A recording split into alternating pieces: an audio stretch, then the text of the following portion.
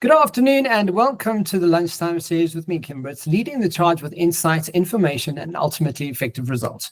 Joining me in today's leadership and coaching segment, we have a woman who has spent the last 3 decades quietly transforming the face of leadership, one executive at a time. With over 2,000 hours of coaching experience and more than 300 senior leaders guided through transitions into leadership roles, she's not just a coach, she's a coach.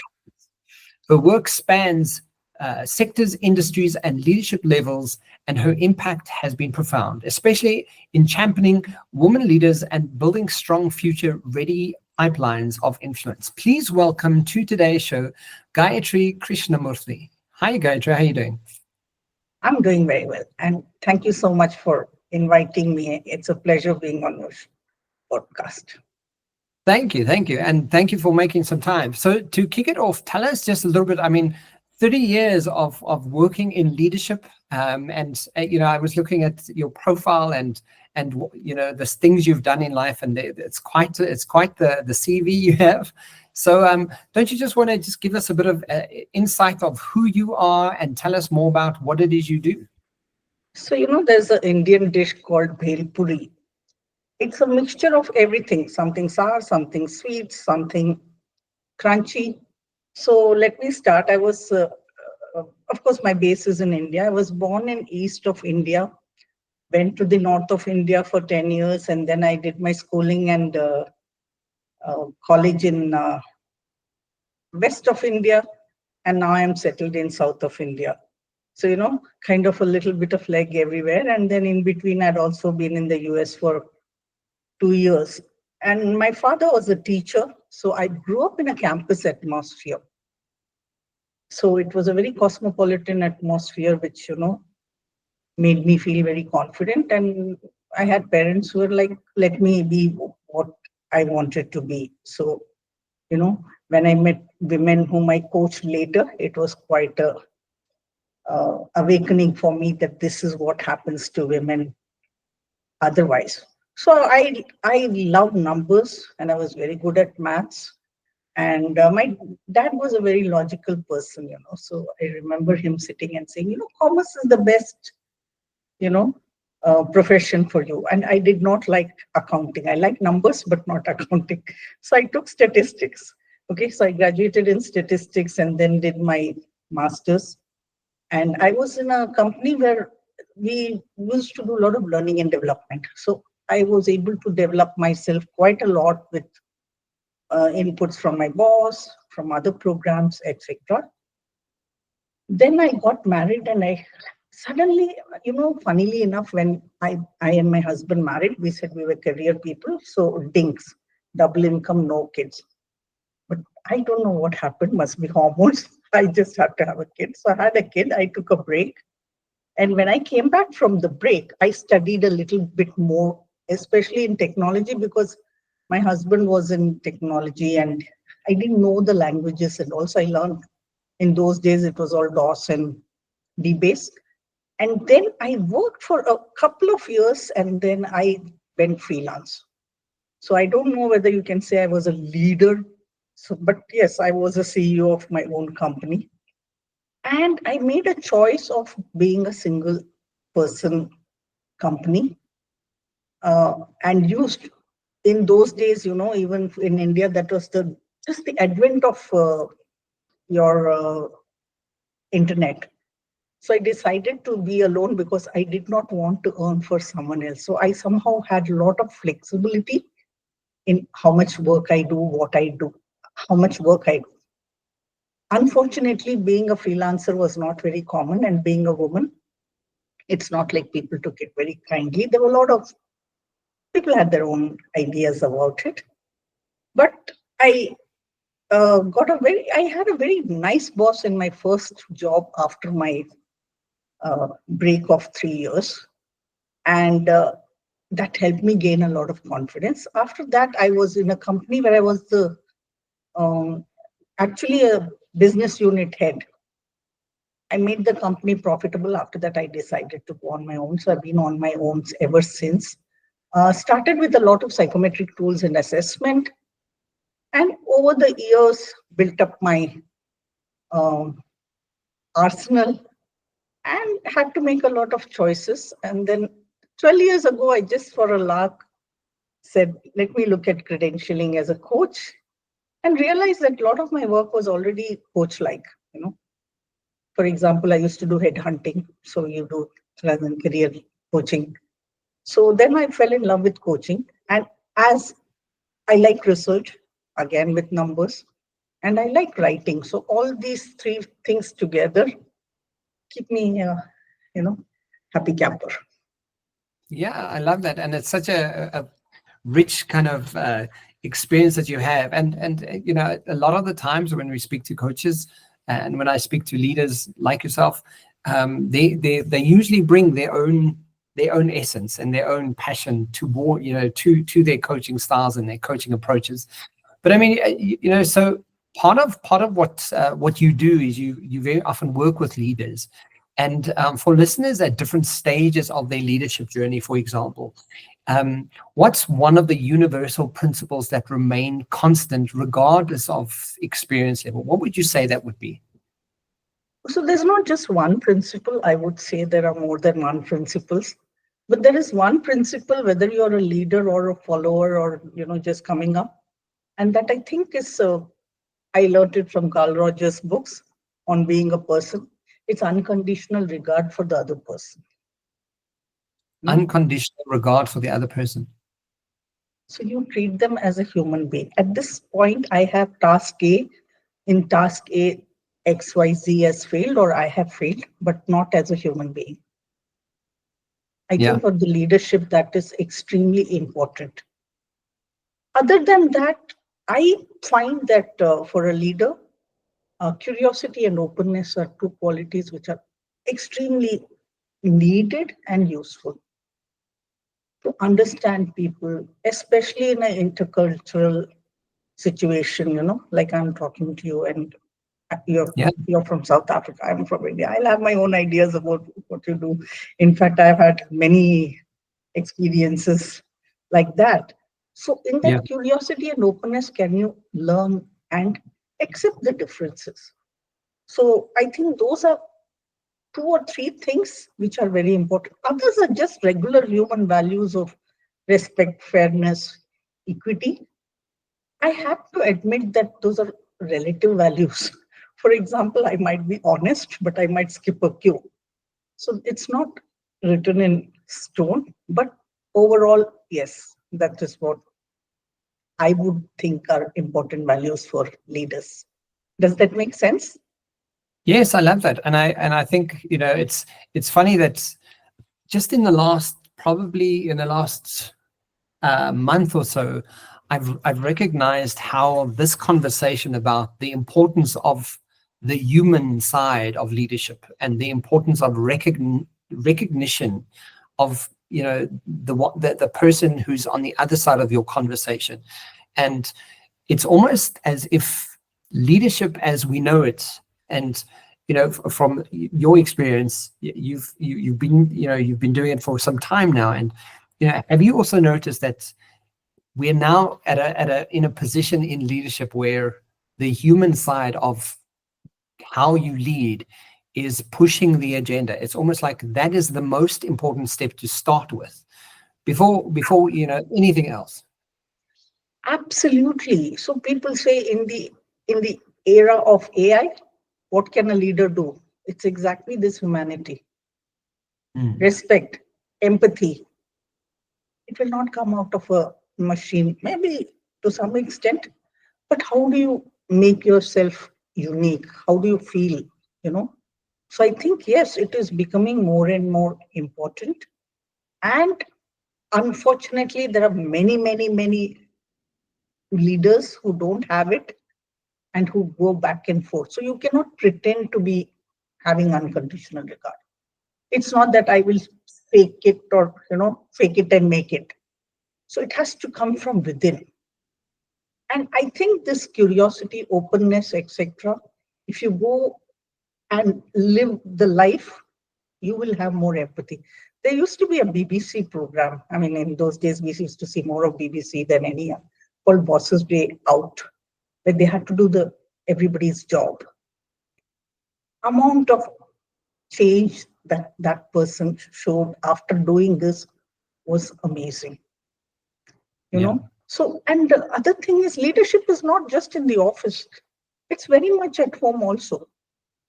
I remember I'd written an article on how to treat your, and in India, we do have this luxury of a lot of, being able to have maids at home, household help, etc. How do you treat them? Do you give them bonuses? Do you recognize that because they are there, I am able to spend time with Kevin and enjoy, How will you compensate them for that? Can you think on those lines? So it's not just at work. It is your lifestyle that matters. Yeah. And I mean, that leads me to, I think we've already touched on some of this, but the leadership principles you have found that are most effective across different cultures and cultural contexts. What do you think some of those principles are? And I mean, we've already touched on the unconditional regard and the curiosity and openness.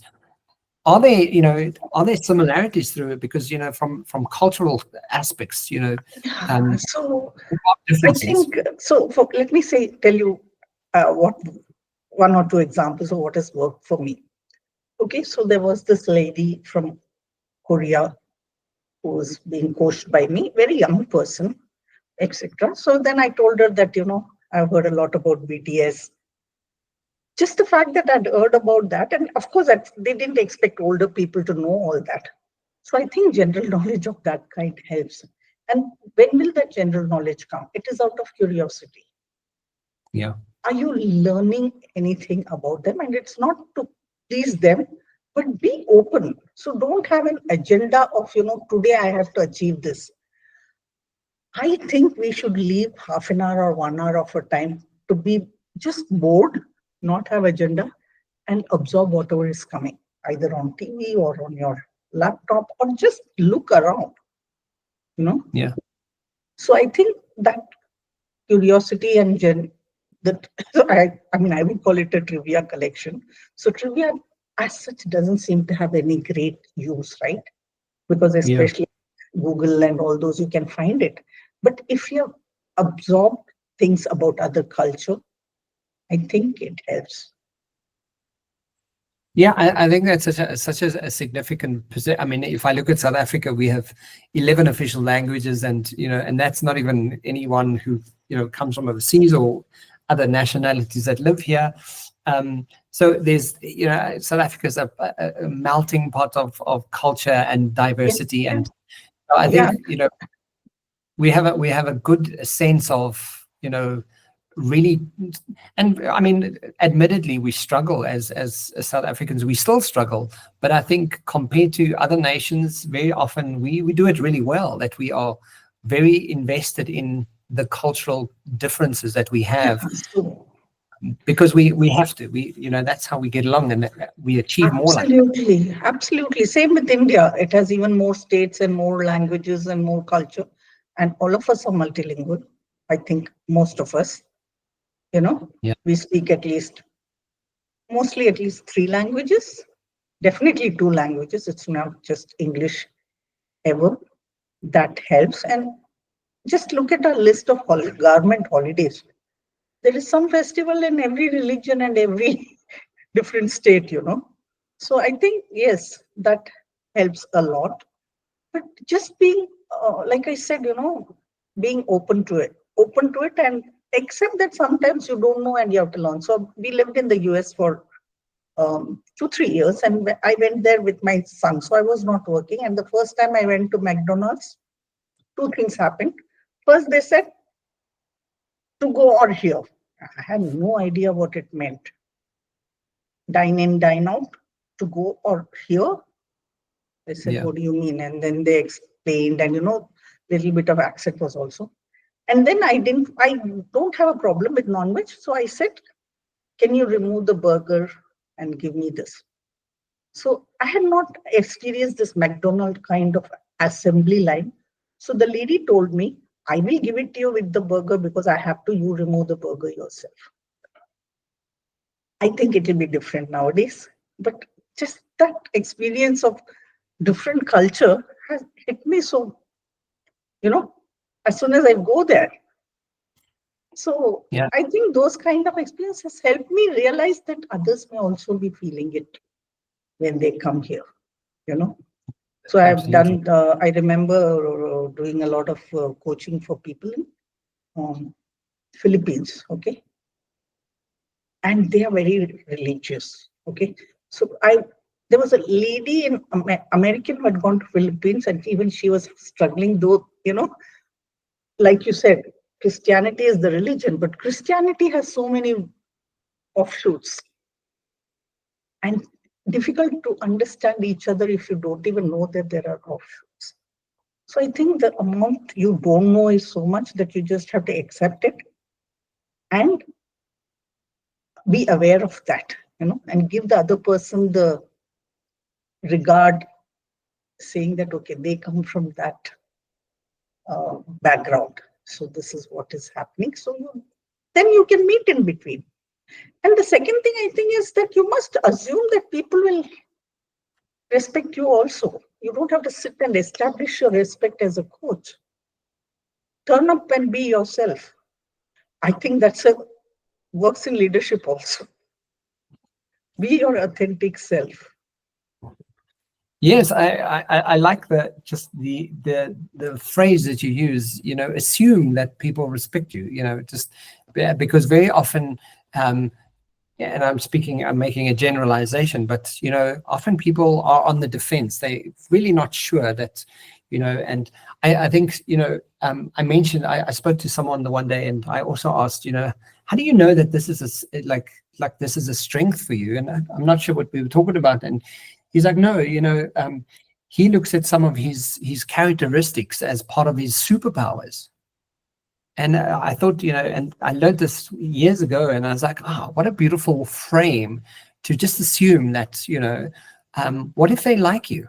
What if you're doing well? What if, people are interested in meeting you? And when you're asking questions, they want to share information. So just that framing, I think, is such a good position to assume that people want to respect you. People want the Yes, best. yes. Yes, in fact, in the very first company I worked, not just respect, trust also. So, those were the days when you had these punching cards and for going in, going out, etc. And you had to apply for leave cards and all. And this was in 1985. And we did not have anything in that company. It was a garment company. And amazing CEO. And he said, you must have systems based on trust. And you know why? It's cheaper to have systems based on trust. Having all these systems, having all these punching cards and one whole department making attendance is useless. However, if there is a transgression of trust, you can treat it with the highest punishment. Yeah. But don't base it on mistrust. Keep a watch out. Everybody will watch out, right? If there's a transgression in a good society, people will be pointed out or it will come. So the fear is not because you have to, you're constrained by all this, but because you are trusted. So breaking that trust is very difficult. Yeah, absolutely. Now, I looked at your profile, and you mentioned, in some of the questions around writing, your Reiki healing, your mathematics, and the passions that you've really gone having combined this, and use it the way you do. And it's not a question that we but it's, as you were speaking, I was just thinking, there's such a connection to it. But from your position, Reiki healing in itself is, it's a very spiritual approach, and a lot of people have a spirituality to that. Do you believe that, there's an important connection to spirituality and leadership? And if you do, what is that? So I think there is a connection between leadership and spirituality. Depends on what you define spirituality as. So Yeah. spirituality is not going to some Zen monastery or some ashram, etc. It is being in touch with yourself. So I have running a webinar series called Opening the Inner Eye. So you look out to the outer world through these two eyes, but can you look inside also? So, and I actually am a very restless kind of person. So I went to Reiki because it did not involve too much of silently sitting and meditating and listening to masters. It's an energy channelizing system. So I find it a good way to take a break and feel rejuvenated. And it has helped me. I don't know, it's just, faith or something, helped me send healing energy to others. So I actually learned because my dad was a kidney patient and was undergoing dialysis. And I had been looking up Reiki a lot. And, I was told that it helps reduce anxiety. So I wanted him to be comfortable during the dialysis. That is the reason I learned, not because of any spiritual reason or such. But I'm a practitioner and a master, but I'm not teaching as much as practicing. And Reiki, to that extent, has helped me, but it does not come in my regular work. Writing and maths comes along in my work and my life. I like gambling, so I will, especially blackjack. So of course, I like to count cards and numbers. Yeah. That, and I am very keen on the bourses. So I like to read research report, etc., etc., etc. Secondly, because I'm doing a lot of work with psychometrics, it's not that I am better at numbers, but just that in positive inclination towards number, which was not much in HR. HR was considered a people who am there to, make things better. I'm not going to really analyze, but now it is becoming very number related. So the way I work in coaching, the numbers help, especially if I meet an alpha leader. No, I said, no, numbers can't lie. These are the numbers. These are your figures. This is what you said. This is what is interpreted. Yes. Tell me now. So I use it depending on the situations. But yes, numbers, I think, have a lot of value. And I also use it a lot in research. I just recently published a research on long-term impact on coaching, because as a coach, I am a little concerned when people say my coaches are very happy. Participants in training program are also very happy when the food is good and the AC works well. And the facilitator is very pleasant. 1 year later, did they use any of the inputs? Has to be researched, isn't it? I like to take that same approach to coaching, because though I am a coach, I want to make sure that coaching is what is needed. Not because I love doing it. And they may like getting coached, but are they getting the best out of it? Is something which I think numbers, ROI is all numbers. So yes, numbers mean a lot to me. And writing helps in, so for example, I have a practice of sending session notes. Because I like writing, I find it easier to do those documenting work. Yeah. Yeah, I mean, it's fascinating, and I love that there's a combination of that, and that's why I was like, I wanted to see what your insights on. Now, you've worked with over 300 senior leaders and many more, but many of them women. What patterns or shifts have you seen in how women lead today versus when you started this journey? Because leadership in itself, just from my perspective, is definitely evolving, right? And how we lead today is completely different to how we used to lead, and also who leads us, right? How have you noticed? What are the patterns or shifts that you're noticing, and how is that journey impacting on today's leadership? So, okay, one of the first women leaders I met at work. Okay, very smart, done her MBA, prestigious, same college as me, etc. And I will just talk about the difference between her and me, okay? Now, she was a great professional. She was married to a very nice, very professional person. But she had set her sights so high that at home also she had to be the best cook. So, you're just stretching yourself a lot. Okay. I, I don't know whether I was just a don't care about others person. I didn't really care. I was like, if I don't cook well, they won't ask me to cook again. I don't need to. I'll set my bar low. And actually, maybe that's one of my drawbacks, setting the bar low and then trying to exceed it, because I don't want to get in. I don't like the stress.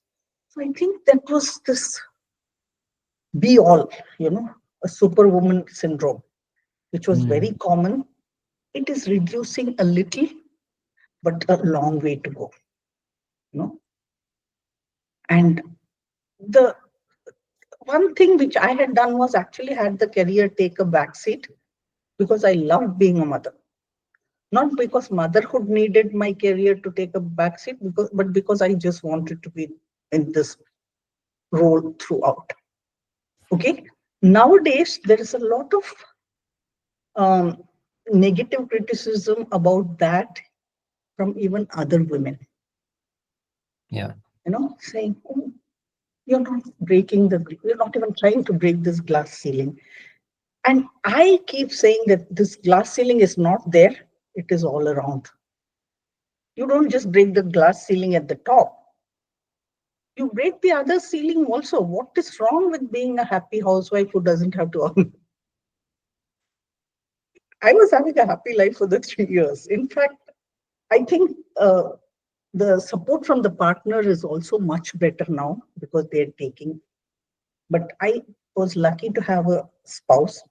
And there was this conversation we had, because I was happy being a mother, but I was also missing work. So he came to me and said, what is happening? Why are you always thinking work? Because I'd said, I'll take a 3-year break, and I was already trying to see work. So I said, no, I want to see. You know what he said? He said, I'll give you a salary, which the best company will give you for doing the work you're doing, and I will put it in your account. So valuing any of the work done by women, I think women have to ask for it to be valued. I said no, because I wanted the joint account had more money than my account would have had it. Keep it to yourself. Yes. But, getting your work valued, right? If what will happen if I am not there, right? And setting reasonable expectations on, so that you're not trying to be a superwoman who is the super mother, super housewife, super daughter. And in India, super daughter-in-law is also very important, because we are fairly close to each other. Now, I think it's much better, because people are able to handle it better. But even here, this expectation setting for the stakeholders is still an area where I do a lot of coaching. I love that you mentioned that, and speaking up for what it is you value, and having it recognized is such an important part. And I think you mentioned trying to be superwoman, and just touching on burnout, for example. I'm sure that there's a lot that you've also experienced where leaders are driven by burnout and essentially burn out and don't know what to do next. Yeah, and see, what to do next is one thing. When the burnout hits, it hits bad, right? If you're not prepared for it. Yeah. That's why so many people, I remember, and it even extends to this business of, exercising.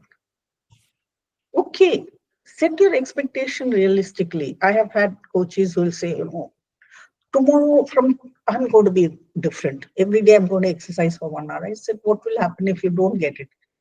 Half an hour, you'll be brooding that you didn't do that 1 hour exercise. Yeah. So I think the end result is more important than just the means,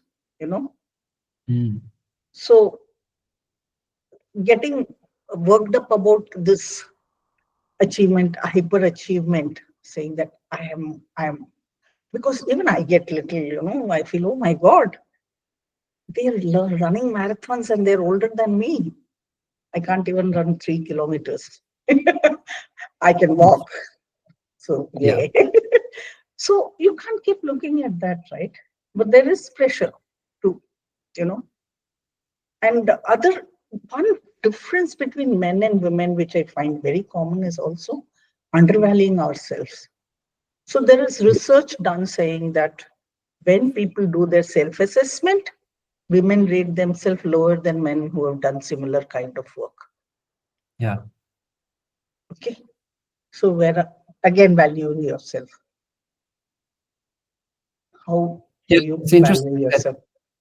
I mean, the fact that there's even research to support this, and to show that, There is you know research to support this. that men just generally rate themselves better than women do. And so to me, it's like, so there has to be this underlying culture. There has to be this underlying idea that somehow men do better or men are more, and that's why Yeah. it's So I'm also thinking it's not just that. If I rate myself and they accept it, then I feel validated. If they don't, then I start doubting myself.